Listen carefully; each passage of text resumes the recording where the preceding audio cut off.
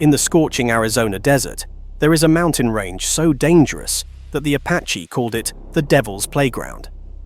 Somewhere within these jagged peaks lies a gold mine so rich that a single handful of ore could make you wealthy for life. But here is the terrifying part. Over 600 people have died trying to find it, and many of their bodies were never recovered. This is the story of the Lost Dutchman's gold mine, America's deadliest treasure. What makes grown men and women risk everything to search these mountains? Is it the lure of $200 million in gold? The thrill of solving a 150-year-old mystery? Or is there something darker at work? Something that ensures the mine's location remains secret? Today, you are going to discover why this legendary mine has claimed more lives than any other treasure in American history, and why people are still dying in pursuit of it. The story begins not with a Dutchman at all, but with an Apache curse and a Spanish mission that discovered gold where it should never have existed. By the time we are done, you will understand why even seasoned prospectors refuse to search certain areas of the Superstition Mountains after dark, and why the last person who claimed to find the mine was found dead with a bullet in his skull. The tale of the Lost Dutchman's Mine starts in the 1840s, but to understand it properly, we need to go back even further, to the 1700s, when Spanish missionaries first entered what is now Arizona. According to the Peralta family documents, Spanish explorers discovered an incredibly rich gold vein in the Superstition Mountains sometime around 1748. The problem is that these mountains were sacred to the Apache, who believed the thunder god lived within the peaks. The Spanish, driven by gold fever, ignored the warnings. They established a mining operation and began extracting massive amounts of gold. But the Apache had not made idle threats. In a coordinated attack that became known as the Peralta massacre, Apache warriors descended on the mining camp. The few Spanish survivors reported seeing their companions thrown alive into mine shafts before the entrances were sealed forever. For nearly a century, the mine's location remained lost. The Apache guarded their secret fiercely, and few dared challenge them. But everything changed in the 1860s, when a German immigrant named Jacob Waltz arrived in Arizona. Yes, you heard that right. The Dutchman was actually German. In those days, Americans often confused Deutsche for Dutch, and the name stuck. Jacob Waltz was a peculiar man. He worked various mining jobs around Arizona, but he always seemed to have more money than a typical laborer should possess. Every few months, Waltz would disappear into the Superstition Mountains for days at a time. When he returned, his saddlebags were filled with incredibly rich gold ore, so pure that assayers in Phoenix accused him of theft because they had never seen anything like it from Arizona. But here, the story takes a sinister turn. Waltz was not just secretive about his mine's location, he was deadly serious about protecting it. In 1869, 2 young soldiers followed Waltz into the mountains, convinced they could discover his secret. Their bodies were found a week later, shot in the back.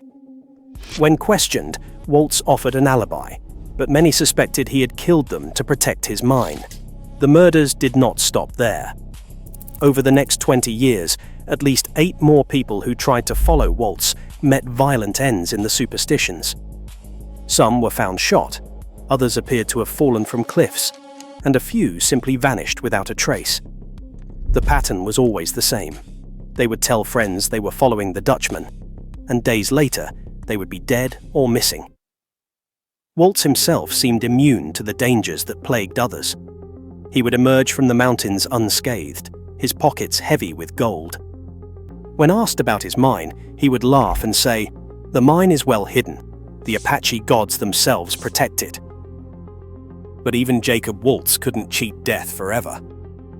In 1891, a devastating flood hit Phoenix. Waltz, now in his 80s, was caught in the floodwaters near his small adobe house. A neighbor named Julia Thomas rescued him, but the old prospector had developed pneumonia. As Waltz lay dying, he finally decided to share his secret. According to Julia Thomas, Waltz's deathbed confession was specific, but maddening. He described landmarks, a rock face that looked like a weaver's needle, a military trail, and a ruined stone house.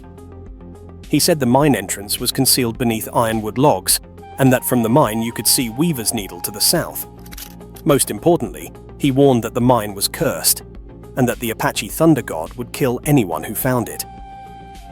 Waltz died taking the exact location with him. Julia Thomas immediately organized an expedition using Waltz's directions, but the landmarks seemed to shift and change in the rugged terrain. After months of fruitless searching and several near-death experiences, she gave up. But she did something that would fuel the obsession for generations. She published Waltz's directions. The publication of the Dutchman's deathbed directions triggered a gold rush unlike anything Arizona had seen. Thousands descended on the Superstition Mountains, convinced they could decode Waltz's cryptic clues. That is when the death toll began to skyrocket. In 1896, prospector Elisha Revis was found decapitated near the mountains, his head lying several feet from his body. In 1910, two prospectors named Silverlock and Malcolm were found dead with bullet wounds. Their pack animals were discovered miles away, still loaded with supplies. In 1927, the headless skeleton of James Carvey was discovered in a cave. He had been missing for 6 years. One of the most chilling cases occurred in 1959. 3 prospectors, Stanley Hernandez, James Cravey, and Walter Mowry, entered the mountains with modern equipment and detailed maps. They were experienced outdoorsmen who had spent years studying Waltz's clues. 6 months later, Hernandez's body was found with a bullet hole in his temple. Cravey's skeletal remains were discovered the following year. Mowry has never been found. What made these deaths particularly disturbing was a note found in Hernandez's pocket. In shaky handwriting it read, "Found the mine. They are watching. Cannot get out." Who they were remains a mystery. The 1960s brought a new theory that changed how people viewed the Lost Dutchman Mine. Researcher Bob Corbin suggested that Jacob Waltz might not have found a Spanish mine at all. He may have discovered something far more valuable and dangerous. Corbin found evidence suggesting the Superstitions contained a massive gold vein that the Apache had been protecting for centuries, considering it sacred to their thunder god. This theory gained credibility when several Apache elders broke their silence. They spoke of ancient warnings passed down through generations about a cursed mine in the thunder god's mountain. According to their tradition, anyone who took gold from the sacred mountain would die violently, and their spirit would be trapped in the mountains forever. But treasure hunters were not deterred. If anything, the supernatural element added to the mine's allure. In 1964, Glenn McGill claimed he had found the Lost Dutchman Mine. He filed a claim and brought out ore samples that matched the unique composition of Waltz's gold. Before he could reveal the location, McGill was found dead in his home, shot execution style. His maps and notes were missing. The violence continued through the decades.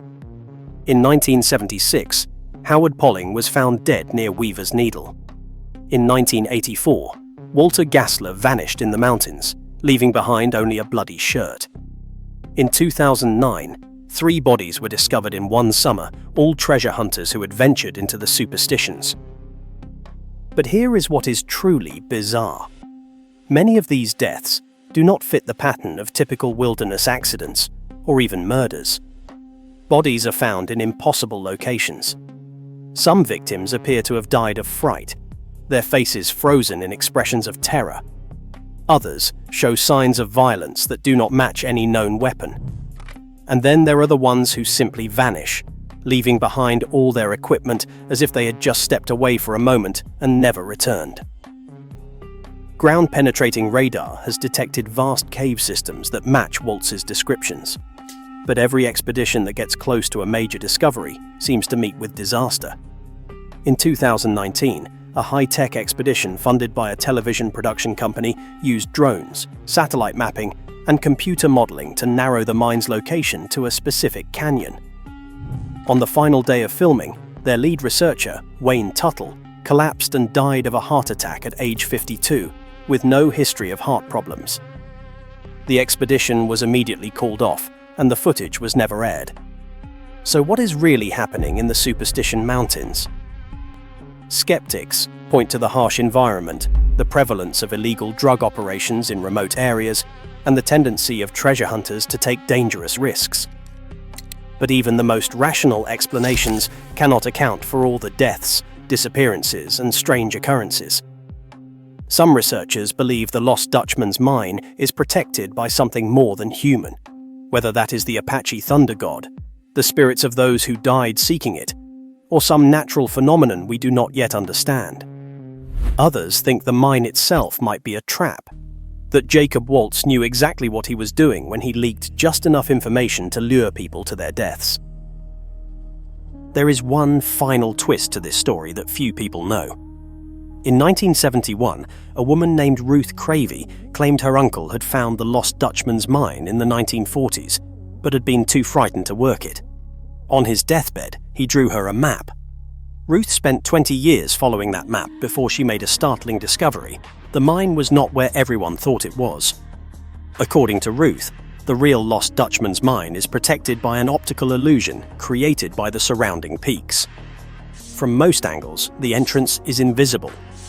You have to stand in exactly the right spot at the right time of day to see it. She claimed she found that spot once, but could never locate it again.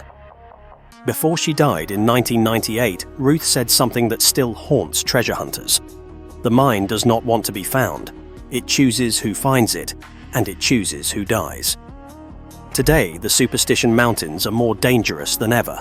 Modern treasure hunters equipped with GPS, satellite phones, and emergency beacons still vanish. The death toll continues to rise. At least 3 people die searching for the mine every year. The US Forest Service has posted warnings. Local Apache leaders have renewed their ancestral curses, and even seasoned prospectors advise against the search. But still they come. Right now, as you watch this video, someone is probably hiking into those deadly mountains, convinced they have solved the riddle that has stumped everyone for 150 years. They carry Jacob Waltz's cryptic directions, modern technology, and an unshakable belief that they will be the one to beat the curse. Will they find the Lost Dutchman's Mine? History suggests otherwise. The mine has kept its secret for more than a century and a half, protected by harsh terrain, violent deaths, and perhaps something supernatural. The $200 million in gold remains hidden, waiting for someone brave enough or foolish enough to claim it. But ask yourself this: if you knew the location of a mine that had killed everyone who found it, would you dare to enter? Because that is the ultimate truth about the Lost Dutchman's Mine. It is not just about the gold. It is about the obsession, the mystery, and the very human belief that we can succeed where everyone else has failed. Just remember, if you ever find yourself in the Superstition Mountains following an old German's cryptic directions, and you see that distinctive rock formation that looks like a weaver's needle, maybe, just maybe, you should turn back, because some treasures are meant to stay lost, and some secrets are worth more than gold. If you enjoyed America's deadliest treasure hunt, it is time to dive into another legendary lost fortune, Rommel's gold. Over $100 million in Nazi treasure is said to be buried somewhere in the Sahara Desert. 6 tons of gold vanished when the Afrika Korps retreated in 1943.